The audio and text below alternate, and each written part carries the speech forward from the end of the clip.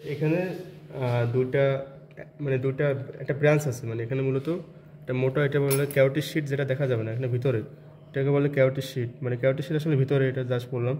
যেখানে আমার এই যে এটা কডাল পার্ট, যেটা এদিকে গেছে, মানে কডালি আমার আছে ক্যারোটিড আর্টারি, যেটা একটু মোটা হবে, এটা হচ্ছে মাস্কুলাস।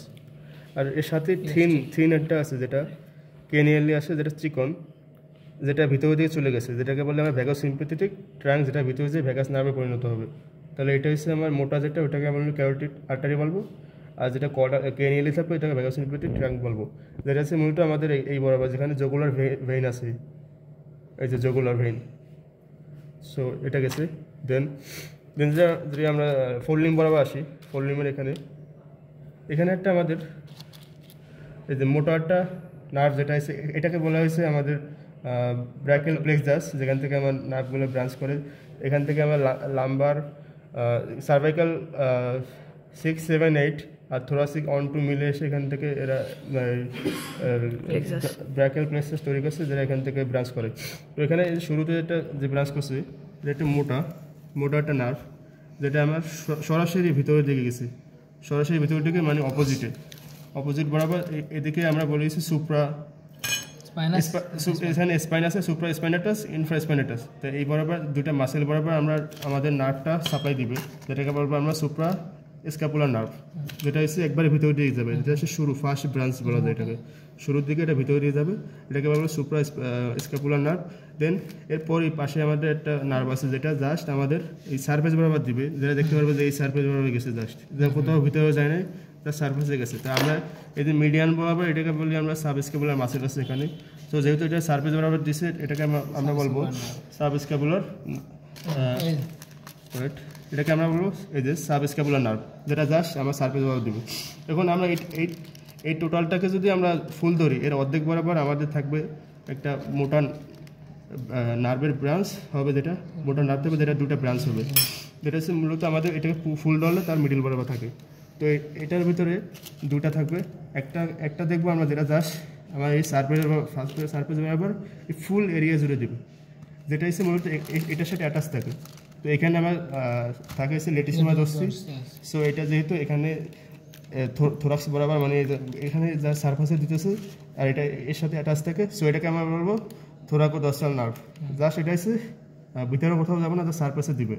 এর সাথে একটা আছে যেটা একবারে ভিতরে যাবে, যেটা এক্সিলারি বরাবর দিবে, মানে লিম্ব বরাবর, এক্সিলারি।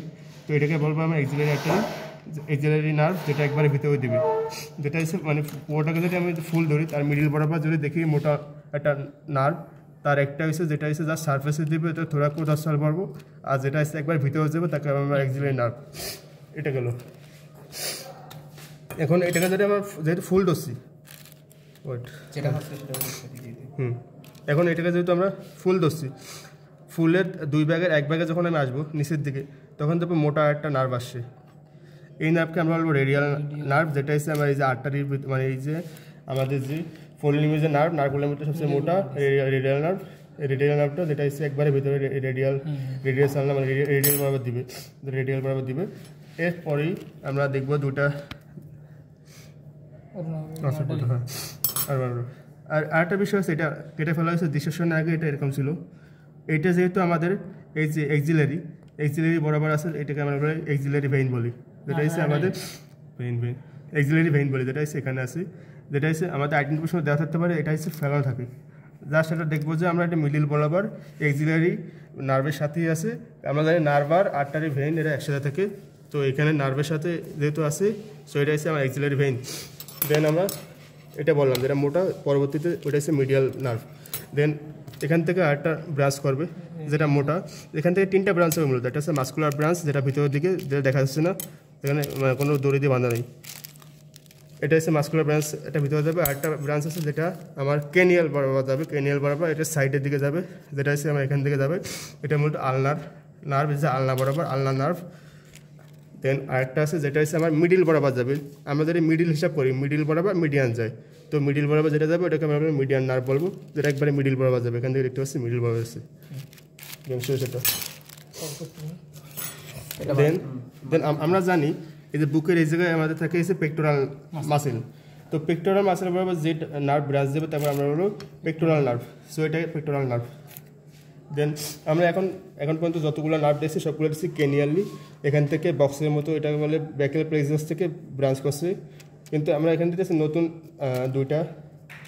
নতুন দুইটা আবার নার্ভ আছে যেটা জাস্ট এর অপোজিটে আছে কডালি, যেখানে এই নার্ভটা মূলত এখান থেকে অ্যারাইজ করে না, এটা মূলত এখান থেকে 6 বলতেছি, এটা মূলত এখান থেকে 6, 7, 8 সার্ভাইকাল থেকে আসে, যেটা সরাসরি এখান থেকে আসে, যেটা এসে মূলত এই যে আমাদের এই বরাবর ব্রাঞ্চ দিচ্ছে, যেটা ডিরেক্ট আমাদের এই যে এখানে বলে এসে সেরাটাস মাসেল বরাবর দিচ্ছে। এখান থেকে দেখতে পাচ্ছি এটা পুরোটা এরিয়া জুড়ে দিচ্ছে, এখানে সেরাটাস মানে এখানে করাতের মতো এই বরাবর দিচ্ছে, এটাকে বলবো আমরা লং থোরাসিস।